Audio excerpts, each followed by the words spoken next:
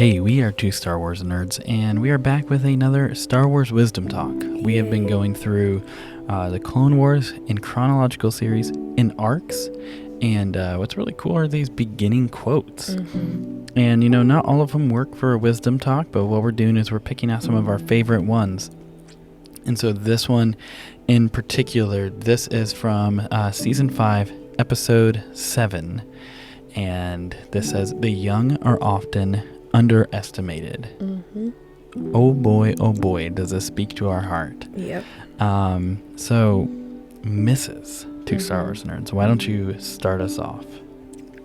Yes, this speaks to our hearts so much because, like we said before, we're youth pastors. So we work with youth and teenagers, and to just see how smart and amazing and capable, like, these kids are, it just gives me so much hope, because I feel like so often youth and teens are looked down upon, and that should not be the case. Like, they are some of the smartest, most genuine, loving people I know, and I think we can actually learn a lot from teenagers and from youth and even children, because they still have this aspect of joy and they haven't been completely jaded by the world. And I think as adults, we need to be more like them sometimes. We need to be more childlike. We need to find the fun in things. And teenagers and youth and children are just amazing examples, and they shouldn't be looked down upon because of their age. Really, we can learn from them.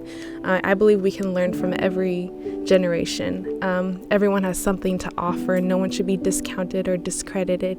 And so this really does speak to my heart, because my heart is for youth, and to see them rise up and be who they're called to be, and not have to wait till they're adults, but to be who they are made to be right now. Absolutely. And, I think what's really cool is that I think this goes beyond teenagers too. It's just, even people in their early 20s, can be underestimated and overlooked, because, our specific sphere of influence, working with teenagers day in and day out, when it first started, a lot of people were like, "Oh, I hate teenagers. I hate this." And we were like, I don't know. We were just different. We would just, remember that we too were teenagers. Yeah. And, specifically for my upbringing, I just kind of was overlooked. Yeah, just kind of like, oh, well, you're just a teenager, like. You don't have anything of value to add. And the thing is, like, if I'm talking about mortgage and, financial brokering and stuff like this as a teenager, that's different. But there's something about, just like you said, just a pure look at the world. And sometimes, like, no, it's too simple. The world doesn't work that way, But it's like, no, that's not always the case. There is so much wisdom that young people hold, and this is what I've found. I've had the great opportunity to talk to a lot of people who are older, and who are nearing the end of their life here on Earth. And found that there's so much wisdom there. There's so much honor and respect due them, and I love the hopefulness they have for the future. Seeing young people being given opportunities, and young people stepping up. And I'm thinking, it's like, if we there's this trend where it's like I've heard this a lot. We're millennials, and so we hear people a lot be like, "Oh, well, millennials suck. Millennials this, that, and the other thing. Millennials just get participation trophies, all this."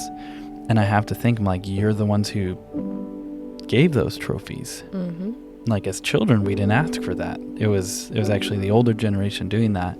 And I think this divide has happened, where there actually needs to be a reconciliation of the younger and the older generations coming together. Yeah, and I think really the way that is to not underestimate someone because of their age, to not look down upon them, but actually, let them be an example. We've seen entire families changed because a young person was believed in, and because a young person just started, like, finding out who exactly they are, why they were created. And I know for us, we're thinking about our 1-year-old son now, and it's like, I want him to grow up believing in himself, believing that he can do things that he sets his mind to, and to know that he has a place at the table, that just because of the smaller number of his age doesn't mean that he's discredited. And maybe for this, I know this can be kind of like abstract and people can get on board, but what's like one practical way you found to not underestimate young people? Because you do a really, really good job at this. Like, you work with, you platform and elevate and make young people believe in themselves, and you champion them really well. So what's one way you've found to do that? I look for the good in everyone, and then I speak it to them, because so often adults, children, everyone's like this, but we think about what's wrong and what we've done wrong and what's wrong with us, and we need someone to come alongside us and say, no, this is what you're doing right. Like, here's the good that you're doing, here's your giftings, here's your callings. And for whatever reason, it means a lot when someone else speaks that. And I know that because I've had that in my life. I've had someone speak life into me and pull me out and help me believe in myself. So if I can do that for teenagers who are struggling to even find out who they are, if I can speak life into them and I can tell them that they are amazing, and here's some giftings that I see on your life, like, let me make space for you, let me make an opportunity for you, let me come alongside you. That's just the joy of my heart, is to see them rise up and do all these amazing things. And it's not like, oh yeah, I see this gifting on you, but I'm gonna wait till you're 18. Like, it's no, you're 12 years old and I'm gonna get you up and you're gonna do this with me. Like, we're gonna do it together now. We don't have to wait. And so looking for those opportunities, regardless of the age, but say, hey, this is what I see a gifting, or this is a gifting I see on your life. Like, did you know that? Like, did you know that every time you speak, you encourage me? Did you know that when you say something, people follow you? I'm just pointing out those things that are obvious to you, but maybe they're not seeing it. And it just helps stir them up, and it helps them be confident in themselves and grow. And like I said, age doesn't matter. Like, we all need that sometimes. Absolutely. It's not just like you're 18 and then magically fairy dust. You figured it out. Okay, you figured it out. 25, some fairy dust, and you've arrived. I think that's great. Because I'm glad you shared that, because I've seen you do that really, really well, and it's been a treat to see it. For me, maybe you don't have, rightfully minors are very protected, and outside of your family, unless you work in a church, or if you work in a school district or sports, it's like you rightfully don't have access. But, a thing I think is, think of the younger people in your family, your nieces, your nephews, brothers and sisters. And for anyone who's like a subscriber to our wisdom talks in particular, I think you're here because you want to impact people's lives. And I would say what you should do is look to be the most encouraging person to one young person in your family. Like, just be like, you know what? I want to help this person by encouraging them. Yeah. Not to receive anything from them, but to say, whether it's art, whether it's their sports, whether it's just self-confidence, whatever it is, just champion them and just continue, like, support them. Like, never stop doing that, because you never know what that means to that person.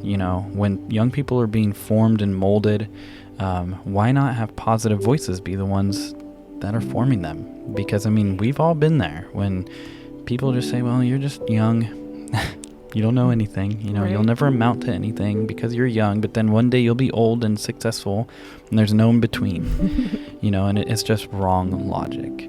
One thing I can actually add on that is I'm remembering back to when I was a kid. I loved singing and dancing and music, and my different family members, like when there was Christmas or there's a birthday party or even at weddings, they'd say, oh, will you dance, or will you and your sister play music that you guys wrote for us? And everyone was so excited, and like we primarily sucked, but our families made room for us, and so we'd make Christmas CDs every year, or Christmas cassette tapes that we'd record, terrible quality, but our families look forward to them every year, and they still have them. And so I just think back to those moments where it's like, yeah, we were nothing great, but our family made space for us, and we felt celebrated, and we felt like, yeah, we can do this. So even little things like that, like I've had in my life, has been so amazing, and so cool to just see my family like see something in my sister and I, and make room for us to do the things that we love. Yeah, I'm just thinking, wow, like make space for young people. It's so good. And I'm just thinking, I've seen the VHS tapes, I've listened to the CDs, and I've heard your family say, like, oh, are you coming out with another Christmas they still album? Want them, yeah. And it's like, that's so cool. And that just shows like what kind of a positive environment, you can create. Mm-hmm. Doesn't matter if you're the brother, the uncle, the dad, mm-hmm. the grandpa, whatever. Or if you're just a young person yourself, why not you? Yep.